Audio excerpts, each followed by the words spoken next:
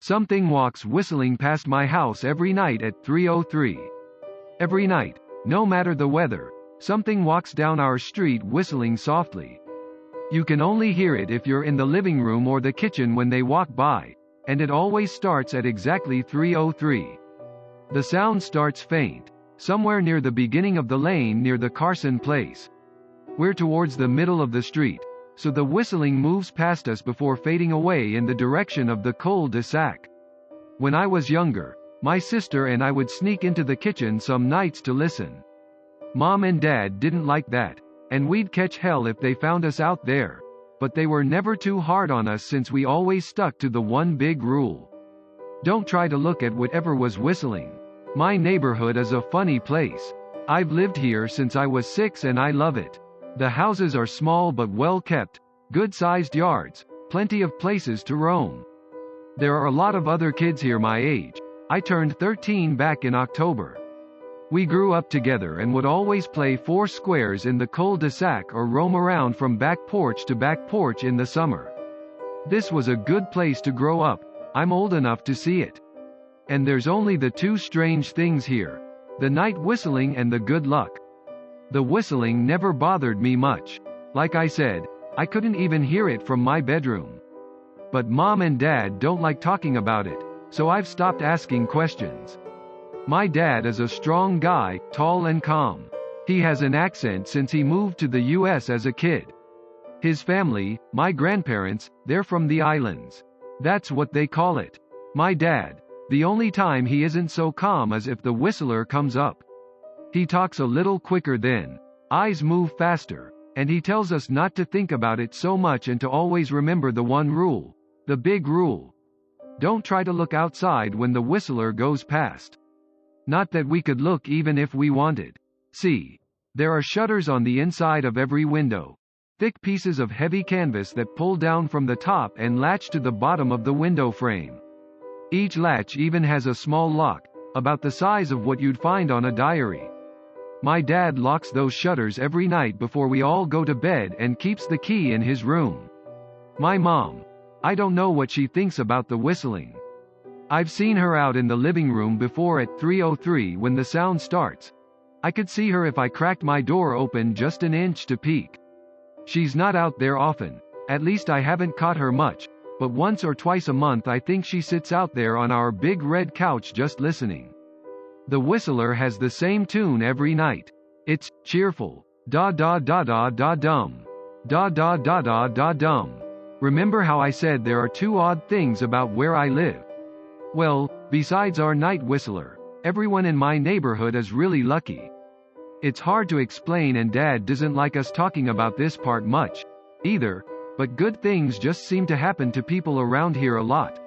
Usually, it's small things. Winning a radio contest, or getting an unexpected promotion at work, or finding some arrowheads buried in the yard, you know, the authentic kind. The weather is pretty good and there's no crime and everybody's gardens bloom extra bright in the fall. A million little blessings, I've heard my mom say about living here. But the main reason we stay here, why we moved here in the first place, is my sister Nola. She was born very sick, something with her lungs. We couldn't even bring her home when she was born, only visit her in the hospital. She was so small, I remember, small even compared to the other babies. A machine had to breathe for her. We moved into our house here to be closer to the hospital. As soon as we moved here, Nola started getting better. The doctors couldn't figure it out. They chalked it up to whatever they were doing, but we all could tell they were confused. But my parents knew, even I knew, Nola getting better was just another of the million little blessings we got for living in our neighborhood. So that's why we stayed even after we found out that, for every small miracle that happens here every day, now and then, some bad things happen. But they only happen if you look for the whistler. See, our neighborhood has a welcoming committee. They show up with macaroni casserole and a gift basket and a manila folder whenever someone new moves in. They're very friendly. 4 people showed up when we moved in 7 years ago. The committee made small talk, gave me a Snickers bar, and took turns holding Nola.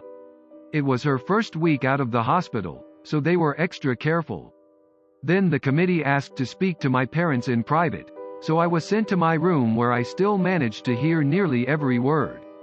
The welcoming committee told my parents about how nice the neighborhood was, really exceptionally, hard to explain kind of nice. And then they told my parents about the even harder to explain whistling that happened every morning at 3:03 and ended at the tick of 3:05. The group, our new neighbors, warned my parents that the whistling was quiet, would never harm or hurt us, as long as we didn't look for what was making the sound. This part they stressed, and I pushed my ear into the door straining to hear them. People who went looking for the whistler had their luck change, sometimes tragically. A black cloud would hang over anyone that looked. Anything that could go wrong, would. The manila envelope the committee brought over contained newspaper clippings, stories about car crashes and ruined lives, public deaths and freak accidents. Not everyone dies, I heard the head of the committee tell my dad. But the life goes out of them. Even if they live, there's no light in them ever again, no presence. My mom, I could tell she wasn't taking it seriously. She kept asking if this was some prank they play on new neighbors. At one point my mom got angry, accused the committee of trying to scare us out of our new home, asked them if they were racist on account of my dad being from the islands. My dad calmed her down, told her he could tell our new neighbors were sincere and they were just trying to help us.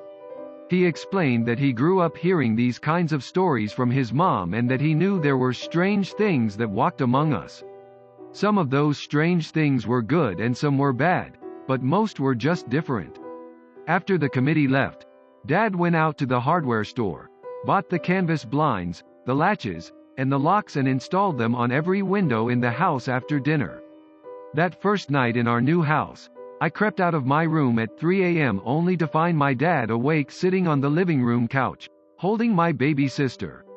My dad held up his finger in a shush motion but patted the couch next to him. I sat and we waited.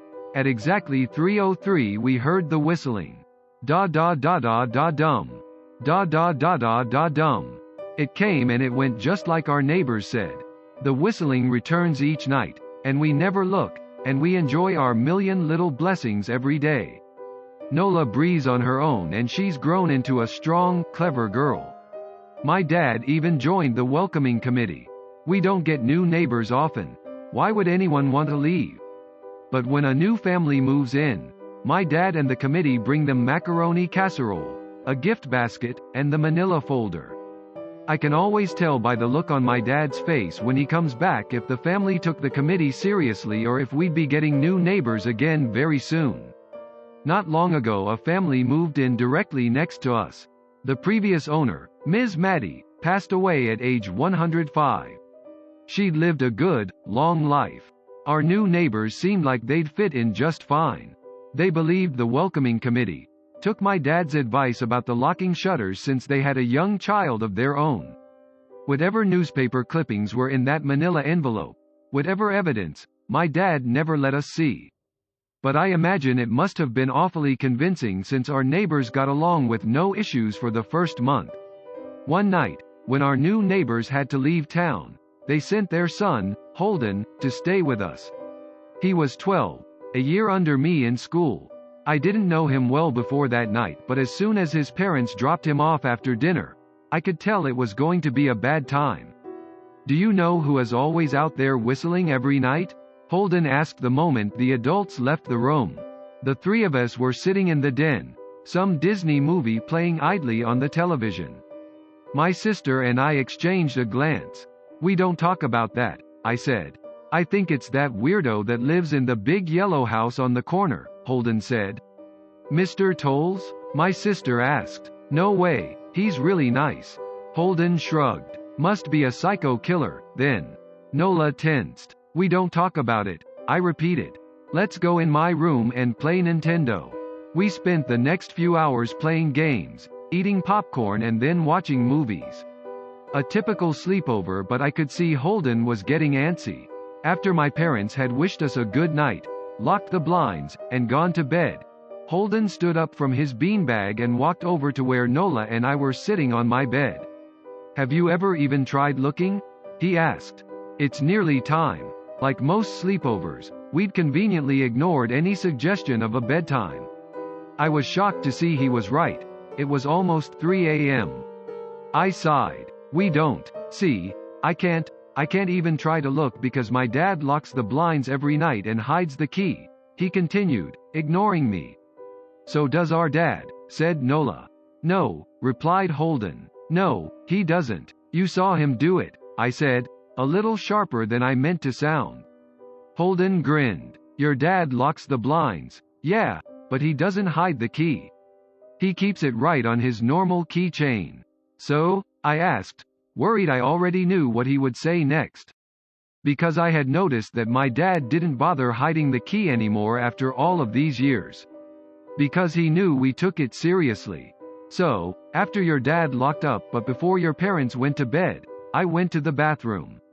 And on my way, I may have peeked into their room, and I may have seen your dad's keychain on his nightstand, and I maybe went and borrowed the key to blinds. Nola and I stared, and his grin only grew wider. You're lying, I said. Holden shrugged. You can check if you want. Just open your parents' door and look. You'll see his keychain right there on the nightstand. Stay here, I told both of them. Don't move a muscle. I hurried over to my parents' room but hesitated at the door. If Holden wasn't lying, my dad would be angry. Beyond angry. I was scared thinking about it. But more scared of an open window with the whistler right outside. I opened the door, barely an inch, and looked in but it was too dark to see.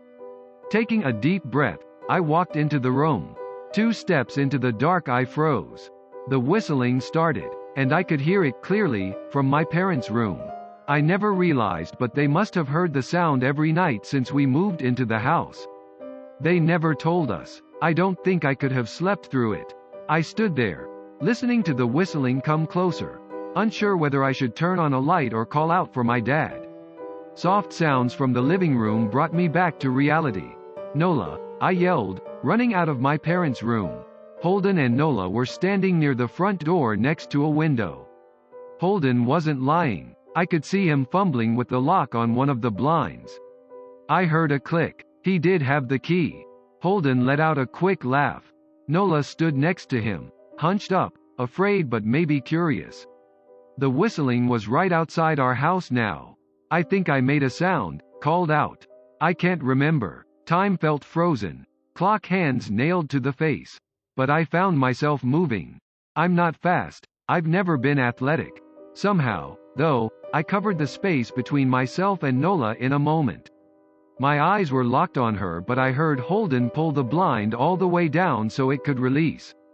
I heard the snap of it start to raise, and I heard the whistling just on the other side of the window. But I had my arms around Nola, and I turned us, so she was facing away from the window. At the same time, I jammed my eyes shut. The blind whipped open. The whistling stopped. I felt Nola shaking in my arms. Don't look, okay? I told her. Don't turn around. We were positioned so that she was facing back towards the hallway, and I was facing the window. My eyes were still closed. I felt her nod into my shoulder. I reached out with the arm not holding Nola and tried to touch Holden. My hand brushed against his arm. He was shaking worse than Nola. Holden? I asked. Silence. I reached past him and gingerly felt for the window, eyes still sealed shut. The glass was cold against my fingertips. Colder than it should have been for the time of year. I moved my hand up the window, searching for the string to the blind. The glass began to get warmer the further I reached and there was a gentle hum feeding back into my fingertips.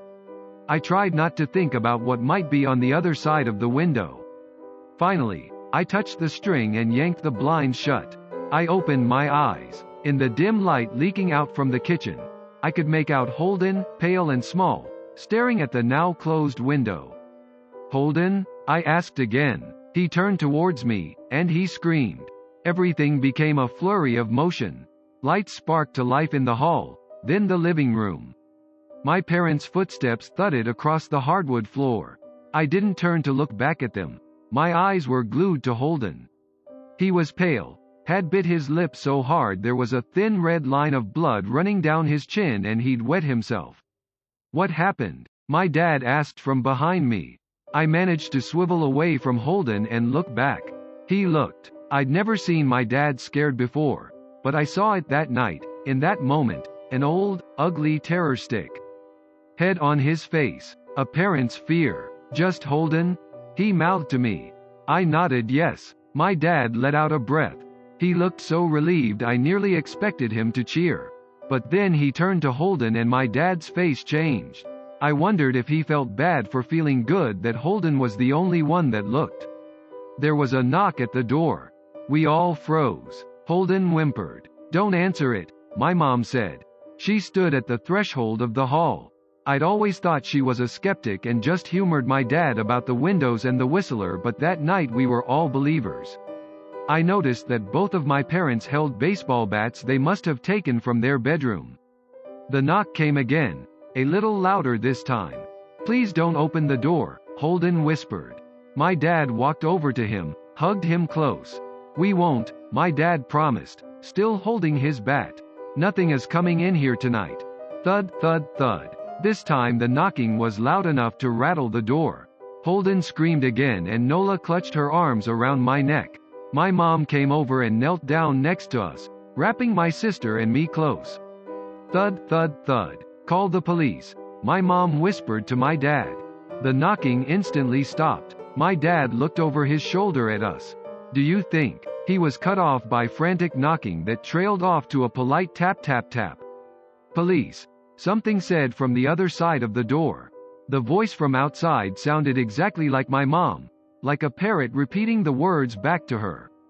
Police. Call. The police. Tap tap tap. Police. My mom pulled us closer.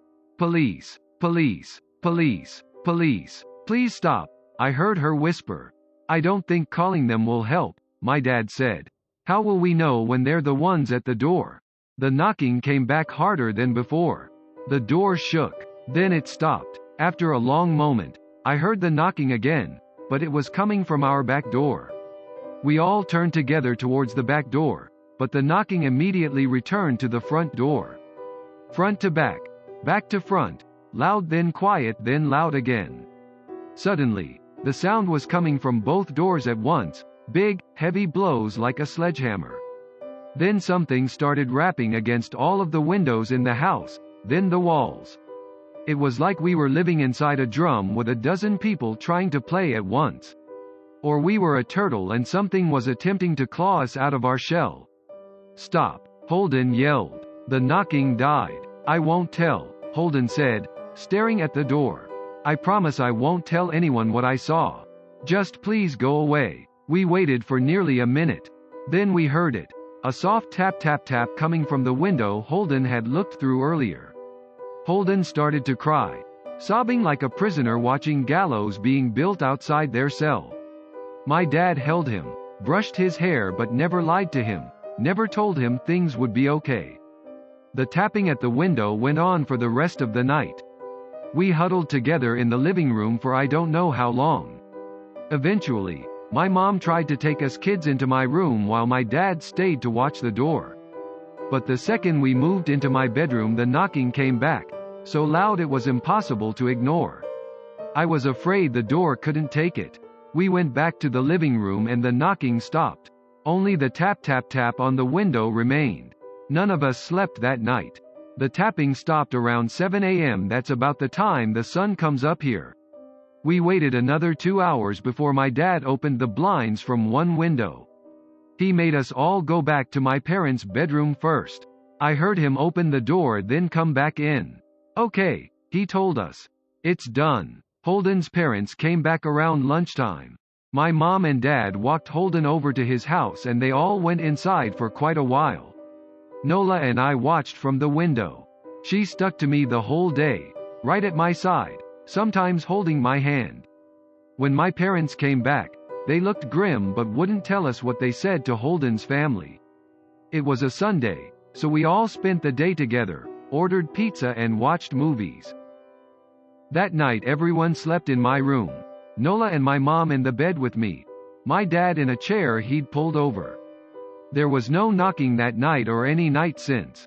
We didn't see much of Holden or his parents for the rest of that week, but by Thursday there was a moving truck in their driveway. Nola and I watched them packing up the whole afternoon after school. What sticks with me most is how tired Holden and his parents looked. All three had the same pallor, grim mouths and lightless eyes. Even from across the street I could tell something was very wrong. Holden and his family were gone before sunset. I remember what the original welcoming committee said to my parents when we moved in. Not everyone who looks at the Whistler dies, but even those that live have the light go out of them and the rest of their lives are full of misfortune. A million little tragedies. I think Holden's parents must have looked, either to comfort him if they didn't believe or share the burden if they did. I watch Nola some days, happy and young and alive, and I wonder if I'd been slower, if she'd looked out the window that night, would I have looked too? To comfort her? To share that burden? I'm glad I don't have to find out. We still live in that house, in that neighborhood. We still hear our Whistler walking past every night. The blessings, the luck, the good things here are too good to leave. But we're careful. We don't have friends over to spend the night anymore. And my dad hides the key to the blinds very, very well. Not that I've gone looking. Some things you just don't need to look for.